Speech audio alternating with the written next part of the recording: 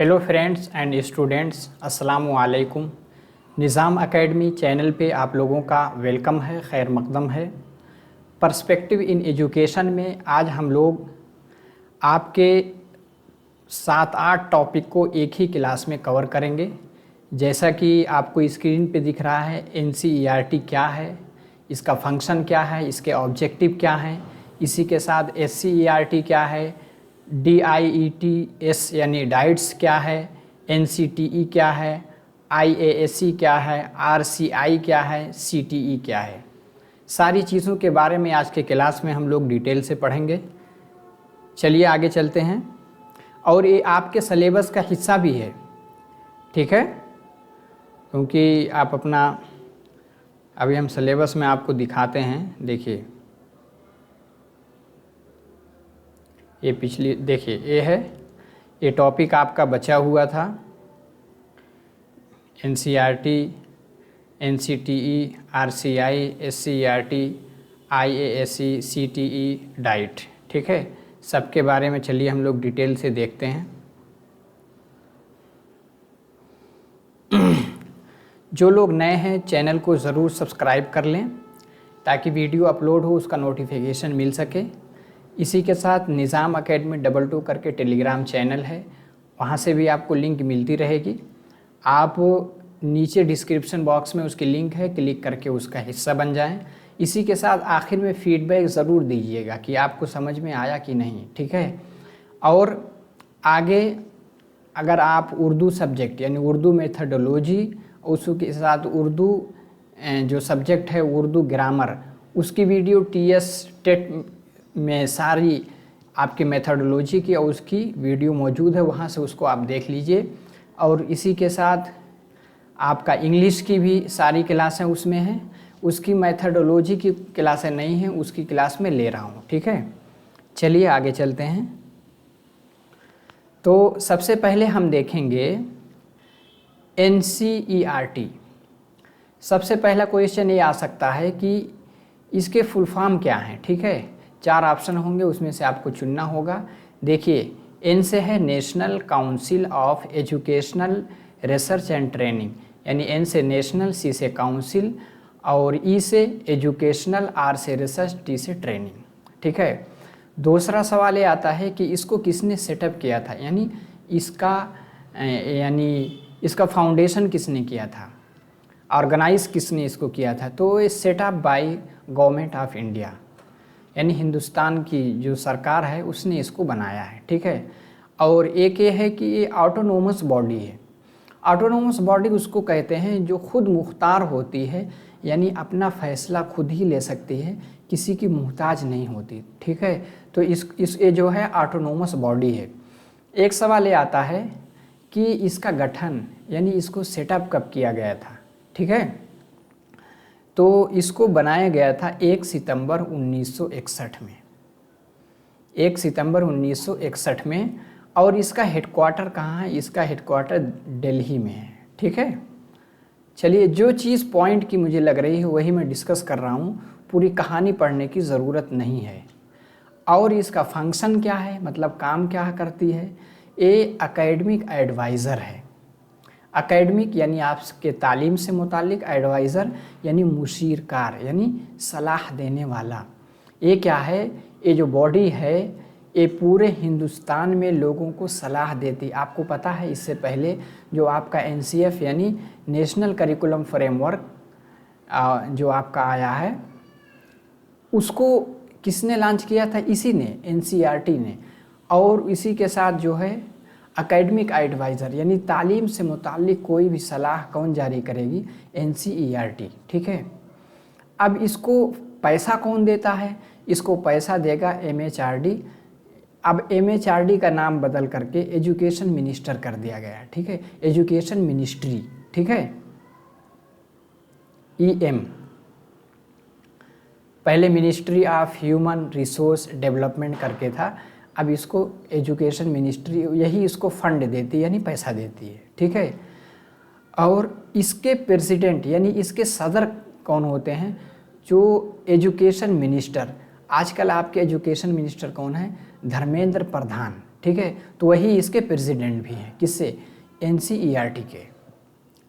चलिए और देखते हैं, एनसीईआरटी में कुछ एक्स ऑफिशियो मेंबर होते हैं, यानी कुछ उसके एक्स ऑफिशियो वाले मेंबर होते हैं। कौन कौन होंगे, जो मेंबर यूजीसी के चेयरमैन होते हैं वो इसके भी एक्स ऑफिशियो मेंबर होंगे। इसी के साथ सेक्रेटरी ऑफ एमएचआरडी यानी सेक्रेटरी ऑफ एजुकेशन मिनिस्ट्री, ये भी एक्स ऑफिशियो मेंबर होते हैं एनसीईआरटी के।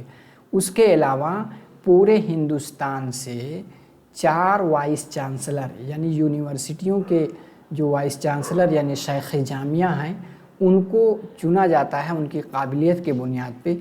ये भी इसके नॉमिनेटेड मेंबर होते हैं, किसमें, एनसीईआरटी में। अब ऑल एबव यानी सारे जो मेंबर हैं ये क्या हैं, member of general body of NCERT. NCERT की जनरल बॉडी के सारे क्या हैं, मेंबर बन जाते हैं। ठीक है, बस जिससे आपका क्वेश्चन बनता है वही चीज़ मैं डिस्कस कर रहा हूँ। चलिए आगे चलिए। एडमिनिस्ट्रेशन मेंबर, एडमिनिस्ट्रेशन यानी जो उसको डील करते हैं, उसमें देखिए एक डायरेक्टर होगा, सबसे ऊपर डायरेक्टर होता है, उसके बाद उसके नीचे क्या होता है, जॉइंट डायरेक्टर, फिर असिस्टेंट डायरेक्टर, फिर dean of academic research, dean of coordination and secretary. इस तरह के जो है हायरार्की एक बनी रहती है। ठीक है, ये लोग एडमिनिस्ट्रेशन का काम करते हैं, यानी director, joint director, assistant director वगैरह। चलिए अब आगे इसका फंक्शन क्या है, यानी काम क्या करती है एनसीईआरटी। देखिए, एम्स ऑफ एजुकेशन यानी तालीम का क्या मकसद है, इसको मुतय्यन कौन करेगी, एनसीईआरटी करेगी। इसी के साथ करिकुलम, पूरे हिंदुस्तान में जो करिकुलम यानी जो दरसियात बनती है, क्या बनती है, दरसियात। दरसियात को कौन बनाएगा, एनसीईआरटी। ठीक है, एक होता है दरसियात, एक होता है निसाब। इसके फ़र्क को थोड़ा सा समझ लीजिए। कभी कभी आप सुनते होंगे करिकुलम, कहीं कहीं सुनते होंगे सलेबस। करिकुलम जो है ये ब्रॉड टर्म है और सलेबस जो है करिकुलम का एक हिस्सा होता है। ठीक है, जैसे आप टीएस डीएससी का एग्ज़ाम दे रहे हैं तो इसका एक पूरा करिकुलम बना है ना, कि कितने सब्जेक्ट किस किस टॉपिक से, करंट अफेयर भी पढ़ना है आपको, ये भी पढ़ना है, पर्सपेक्टिव इन एजुकेशन भी पढ़ना है, लैंग्वेज भी पढ़ना है। ये सब पूरे आपके क्या हुए, इसके एक करिकुलम हुए। उसमें से पर्सपेक्टिव इन एजुकेशन का एक मुतय्यन जो है वो क्या है, वो सलेबस है। इस तरह से मिसाल से आप समझ सकते हैं। तो करिकुलम के लिए दरसियात लफ्ज़ आता है और निसाब आता है सलेबस के लिए। आखिर आगे है टेक्स्ट बुक। आप देखेंगे कोई भी बुक आप लीजिए, एनसीईआरटी का ऐप भी आता है। ये क्या है, बुक को यानी स्कूल लेवल पे जितनी किताबें हैं उसको बनाना, उसको रिलीज़ करना किसका काम है, एनसीईआरटी का। इसके बाद एक्सपेरिमेंट यानी अलग अलग फील्ड में ये जो है एक्सपेरिमेंट यानी तजर्बा करती है। आगे है कोऑर्डिनेशन। अब जितने स्टेट हैं, स्टेट के जितने बोर्ड हैं, वहाँ जो जो किताबें लगती हैं उनके साथ कोऑर्डिनेशन यानी उनके साथ ताल्लुक़ एक क्या कहते हैं हिंदी में, समन्वय बनाकर चलती है। ठीक है, और क्या काम करती है, एक एक की ट्रेनिंग करवाती है। क्या है, ट्रेनिंग करवाती है। एक एक की अलग अलग फील्ड में रिसर्च भी करती है। ठीक है, अब रिसर्च रिपीट हो गया। आगे है एजुकेशन से मुताल्लिक जो है आपके जर्नल्स, जिसको आप मैगज़ीन कह सकते हैं, इसी के साथ रिसर्च पेपर इसको पब्लिश कराती है। ठीक है, आगे है प्रोग्राम वगैरह को क्या है, ऑर्गेनाइज़ करते हैं, यानी अलग अलग जगह पे कभी सेमिनार है, कभी वर्कशॉप है, और कभी जो है आपके सेमिनार हो गया, कभी कॉन्फ्रेंस भी कराती है पूरे हिंदुस्तान लेवल पे। आगे क्या है, ये जो है सर्वे भी कराती है, यानी अलग अलग दूर दराज इलाके का सर्वे कराएगी। सर्वे कराने के बाद जो नतीजा निकलता है उसके मुताबिक वो जो है अपनी किताबों में तरमीम यानी तब्दील करती है। ठीक है, इसका बहुत अहम काम है एनसीईआरटी का। अब दूसरा टर्म आपने देखा होगा अपने सलेबस में, एससीईआरटी। अब एससीईआरटी क्या है, यही आपको पता है कि डिसेंट्रलाइजेशन कर दिया गया। अब एनसीईआरटी पूरे हिंदुस्तान में जितने स्टेट हैं फिर यूनियन टेरिटरी है, हर जगह के एजुकेशन सिस्टम को अच्छे से कवर नहीं कर पा रही थी, इसलिए स्टेट लेवल पे क्या हो गया, एससीईआरटी को बनाया गया। एससीईआरटी का फुल फॉर्म है state council of educational research and training, यहाँ एंड होगा, ठीक है, एंड ट्रेनिंग, ठीक है। स्टेट काउंसिल वो क्या था, नेशनल काउंसिल। स्टेट का मतलब हर एक स्टेट में एससीईआरटी बनाए गए हैं। ये किनके अंडर में काम करते हैं, एनसीईआरटी के अंडर में। अब एक है कि आंध्र प्रदेश में कब बना, क्योंकि आपको पता है आंध्र प्रदेश से 2014 में तेलंगाना अलग स्टेट बना, ठीक है। तो यहाँ कहीं कहीं मुझे दिखा 1964 में, कहीं कहीं 1967 में एससीईआरटी को कायम किया गया, ठीक है। अब क्या है, इसका काम क्या है, ये हर एक डिस्ट्रिक्ट में डाइट कायम करती है। क्या है डाइट, डाइट का full form district institute of education and training, ठीक है। ये काम कर किसके अंडर में करेगा, एससीईआरटी के अंडर में।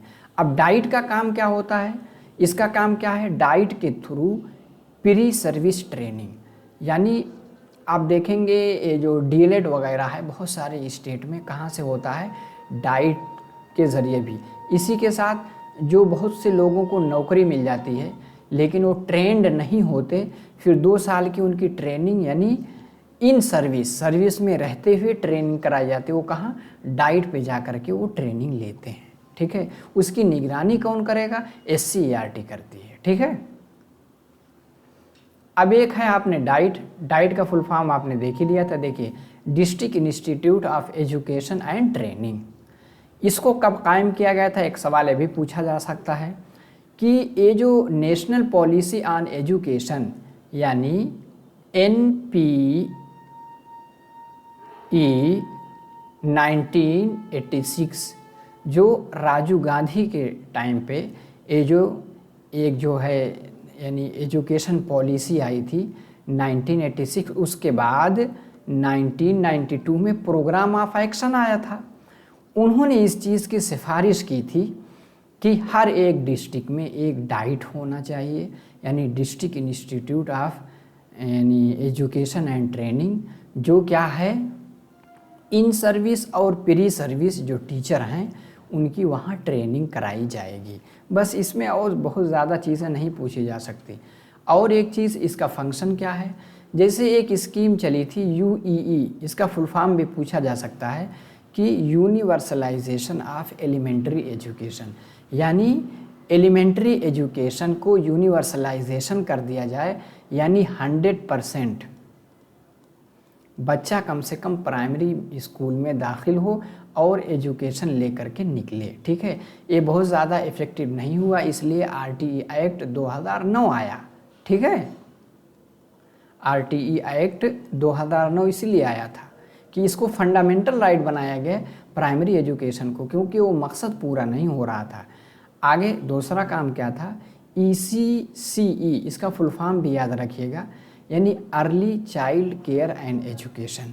अर्ली चाइल्ड केयर यानी जो 6 साल से पहले का बच्चा है उसका केयर कौन करेगा। तो आजकल जो नई एजुकेशन पॉलिसी है उसमें तो बताया गया है कि 3 ही साल पे बच्चों का एडमिशन लिया जाएगा, प्री स्कूल में या आंगनवाड़ी में या बाल वाटिका वगैरह में। तो early child care and education इसको कौन करेगा, उसको करने वाला आपका डाइट रहेगा। डाइट के अंडर में ये सब चीज़ें होंगी। आगे एक लफ्ज़ आप सुनते होंगे NCTE, इसका फुल फॉर्म पूछा जा सकता है। NCTE यानी national council for teacher education. National council, देखो नाम ही से पता चल रहा है कि टीचर के एजुकेशन पे ये काम करेगा और नेशनल लेवल पे है, यानी पूरे हिंदुस्तान लेवल पे है। ये क्या है, स्टैट्यूटरी बॉडी है, यानी खुद मुख्तार इदारा है, ठीक है। ये अपना डिसीज़न खुद लेता है। आगे है, सबसे पहले इसको बनाया गया था 1973, उसके बाद अमेंडमेंट लाया गया, यानी तरमीम लाई गई इसमें पार्लियामेंट में। अमेंडमेंट के बाद 1993 में अमेंडमेंट लाया गया, उसके बाद 1995 में इसको क्या है स्टैट्यूटरी बॉडी बनाया गया और इसको बहुत ज़्यादा पावर भी दिया गया। इसका हेडक्वार्टर कहाँ है, दिल्ली में है, ठीक है। और इसका काम क्या है, हेडक्वार्टर वहाँ है लेकिन उसके साथ साथ इसके रीजनल सेंटर भी बनाए गए। ठीक है, एक क्या है बेंगलोर में है, एक जो है भोपाल में। अब बेंगलोर में है, अब जितने साउथ के स्टेट हैं उसको यही कवर करता है। साउथ में चाहे आपका तेलंगाना, आंध्र प्रदेश, केरल और इधर तमिलनाडु, सबको जो है बेंगलोर वाला। एक भोपाल जो बीच में यहाँ बनाया गया, एक भुवनेश्वर यानी उस तरफ बना दिया गया, और एक जयपुर में बना दिया गया। ठीक है, आगे है कि इसके चेयरमैन, फिलहाल चेयरमैन कौन है? प्रोफेसर पंकज अरोड़ा, इसको याद रखिएगा। फिलहाल इसके चेयरमैन प्रोफेसर पंकज अरोड़ा। और national council for teacher education, अगर कोई बीएड का इदारा खोलता है अपने यहाँ तो उसको रिकॉग्नाइज किससे कराना होगा? एनसीटीई से, यानी national council for teacher education. ठीक है, national curriculum framework for teacher education को जारी भी करने वाला कौन था? एनसीटीई था। ठीक है, आगे चलिए, इसका ऑब्जेक्टिव देख लीजिए, यानी इसका मकसद क्या है? To achieve planned coordinated development of teacher education, यानी उस्ताद के तालीम की नशोनुमा को कोऑर्डिनेटेड तरीके से, प्लान्ड यानी मंसूबा तरीके से हासिल करना थ्रू आउट द कंट्री, यानी पूरे मुल्क के अंदर। ठीक है, और इसका फंक्शन, इसका काम क्या है? देखिए, टू सर्वे टीचर एजुकेशन, ये क्या है? ये सर्वे कंडक्ट कराता है जहाँ जो जो इंस्टीट्यूट, जो इदारे, जो यूनिवर्सिटियाँ बीएड कराती हैं उसमें सर्वे का काम एनसीटीई करता है, कि देखेगा कि मेरे लेवल की जो मैंने गाइडलाइन बनाया है उस तरह के लोगों की ट्रेनिंग कराई जा रही है या नहीं। And publish the corresponding result, यानी फिर इधर उधर सर्वे करके एक रिज़ल्ट यानी एक बुकलेट जो है पब्लिश भी करता है। ठीक है, आगे एक टर्म आप में दी गई है IASE, इसका फुल फॉर्म क्या है? Institute of advanced studies in education. Institute of advance studies in education. देखिए, इसको सबसे पहले कायम किया गया था 1938 में बाय डॉक्टर जाकिर हुसैन के ज़रिए। किनके ज़रिए? डॉक्टर जाकिर हुसैन के ज़रिए। इनसे एक चीज़ और जुड़ी हुई है, वर्धा एजुकेशन, यानी नई तालीम।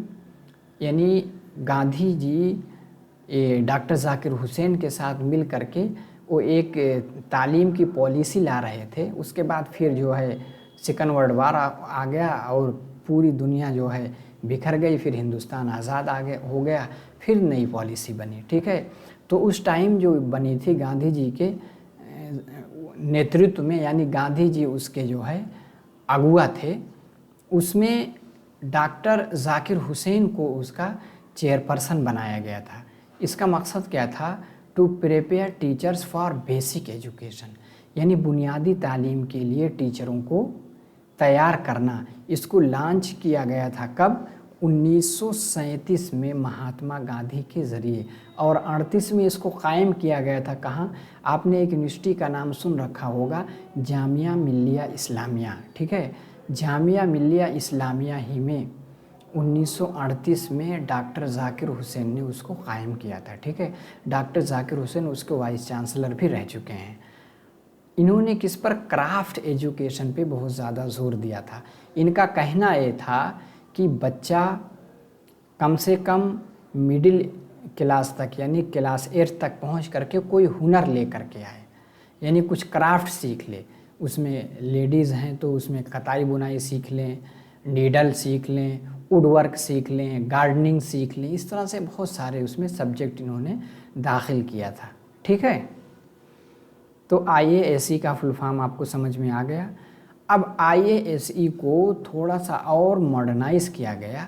इसकी सिफारिश जब ये क्या नाम है 1986, यानी नेशनल पॉलिसी ऑन एजुकेशन 1986 जब आई थी, तो इसके तहत एक इदारा कायम किया गया, एजुकेशन डिपार्टमेंट जामिया मिल्लिया इस्लामिया में, यानी department of teacher training and non formal education 1988। सबसे पहले 1986 में रिपोर्ट आई थी सिफारिश की, और जामिया मिल्लिया इस्लामिया में 88 में department of teacher training and non formal education इसको कायम कर दिया गया था। ठीक है, और ये किसके अंदर था? ये जो है इसी के अंदर यानी institute of advance studies in education के अंडर में था। ठीक है, अब आगे है, अब IASC को अपग्रेड किया गया, कायम किया गया। फिर वहाँ जो है 2 साल का डिप्लोमा कराया जाता है प्राइमरी एजुकेशन के लिए। इसी के साथ वहाँ बीएड कई तरह के हैं। जामिया मिल्लिया इस्लामिया में बीएड कई तरह के हैं। एक बीएड आपका नर्सरी है, नर्सरी जिसको कर करके यानी 1 से लेकर के 3 तक, क्लास 3 तक के बच्चों को पढ़ाने के लिए आयल होते हैं। एक स्पेशल है,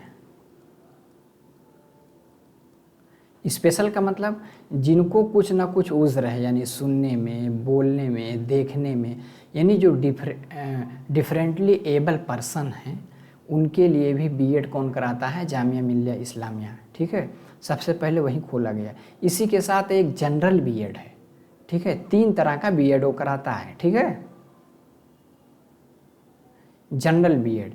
इसी के साथ बीएड के साथ साथ एमएड भी कराता है, एमए इन एजुकेशन भी कराता है, फिर पीएचडी भी कराता है। ठीक है, इसको कायम किया गया था IASE के ज़रिए। ठीक है, कायम किसने किया था? डॉक्टर जाकिर हुसैन ने। और IASE ये जो है इसको लाया किसने था? महात्मा गांधी ने। ठीक है, फिर बाद में इसको अपग्रेड किया गया, यानी 1986 की पॉलिसी के बाद। आगे चलिए, आगे देखिए, अगर आपको समझ में आ रहा है तो लाइक भी करें, कमेंट भी करें। ठीक है, देखिए बहुत ज़्यादा इसमें पूरी कहानी बताने की ज़रूरत नहीं है, ऐसे पॉइंट को मैं डिस्कस कर रहा हूँ जिससे आपके सवालात बनते हैं। ठीक है, RCI इसका फुल फॉर्म क्या है? The rehabilitation council of India. इसका फुल फॉर्म पूछा जा सकता है। RCI क्या है? The rehabilitation council of India. ये क्या है? Set up as registered society in 1986, यानी 1986 की जो पॉलिसी आई थी उसके बाद ही इसको कायम किया गया था RCI को, यानी रिहेबिलिटेशन काउंसिल ऑफ इंडिया। अब क्या है? अब इसको बाद में अपग्रेड करके स्टैट्यूटरी बॉडी यानी खुद मुख्तार इदारा बनाया गया 22 जून 1993 में, क्योंकि प्रोग्राम ऑफ एक्शन कब आया था? 1992 में आया था। उसके बाद इसको जो है खुद मुख्तार इदारा बनाया गया, अमेंडेड बाय, फिर पार्लियामेंट में 2000 में इसमें अमेंड किया गया, यानी तरमीम लाई गई। ठीक है, तो रिहेबिलिटेशन काउंसिल ऑफ इंडिया ये है। अब इसके फंक्शन क्या है? ठीक है, इसका फंक्शन ये है, काम क्या है? To regulate and monitor service given to the person with disabilities, यानी हिंदुस्तान में जो ऐसा शख्स है जिसके साथ कोई डिसेबिलिटीज़ है, जिसको उर्दू में समझिए माजूर तलबा हैं या हिंदी में कहते हैं विकलांग हैं, उनके लिए अलग अलग स्कूल खोले गए हैं हिंदुस्तान में। अब उनका रिहेबिलिटेशन का मतलब होता है दोबारा उनको समाज के मुख्य धारा में, यानी समाज की जो अहम धारा है उसके साथ इनको जोड़ना, इनका डेवलप करना, उसीलिए इसको RCI बनाया गया था। ये रेगुलेट करेगी, मॉनिटर यानी उसको देखेगी कि जो जो फैसिलिटी दी जा रही है क्या वहाँ तक पहुँच पा रही है कि नहीं। ठीक है, फिर इसी के साथ सलेबस भी बनाएगी उनके लिए जो माजूर यानी स्पेशल चाइल्ड हैं। इसी के साथ रिहेबिलिटेशन वर्क भी करेगी इन स्पेशल एजुकेशन। आपको पता है स्पेशल एजुकेशन में जामिया मिल्लिया इस्लामिया में बीएड भी कराती है। आगे चलिए, आगे एक लफ्ज़ आता है CTE, यानी the career for teaching excellence. The career for teaching excellence इसका फुल फॉर्म है। ये कहाँ बना था? US में, यानी यूनाइटेड स्टेट में, यूनाइटेड स्टेट ऑफ अमेरिका में। इसको कब बनाया गया? 1 जून 2006 में। इसको किस लिए बनाया था? हायर एजुकेशन, यानी सेकेंडरी लेवल के बाद हायर एजुकेशन को प्रमोट करने के लिए, उसकी निगरानी करने के लिए। ये हायर एजुकेशन से रिलेटेड है क्या? CTE। इसको फाउंड किसने किया था? फाउंडर इसको कौन है? इसका फाउंडर जॉन जेसोनिक। ठीक है, बस इसमें से और ज़्यादा चीज़ें जानने की ज़रूरत नहीं है। तो अब देखिए जितने सलेबस में थे सारी चीज़ों को मैंने डिस्कस कर लिया। उम्मीद है कि समझ में आया होगा। जाने से पहले आप कमेंट बॉक्स में फीडबैक ज़रूर देकर जाइए। नए हैं तो चैनल को सब्सक्राइब कर लीजिए। मैं अपनी तरफ से पूरी कोशिश कर रहा हूँ कि आपको अच्छी जॉब मिले, क्योंकि अब देखिए इंसान के साथ कुछ ना कुछ परेशानी लगी रहती है। मैं चाहता हूँ डेली वीडियो बनाऊँ, मैराथन बनाऊँ, लेकिन हर इंसान की एक लिमिट होती है, ठीक है। क्योंकि मेरे पास पहले से पीपीटी मौजूद नहीं है, पीपीटी बनाना पड़ता है, फिर उसको सेट करना पड़ता है, तो उसमें टाइम लगता है, ठीक है। चलिए इंशाल्लाह मैं कोशिश करूँगा कि आपका सिलेबस जल्द से जल्द पूरा हो, और उसे जो इम्पोर्टेंट टॉपिक है उसको मैं पहले कराने की कोशिश कर रहा हूँ। चलिए आप अपनी तैयारी कीजिए, इंशाल्लाह अगली क्लास में फिर मिलते हैं। अस्सलाम वालेकुम।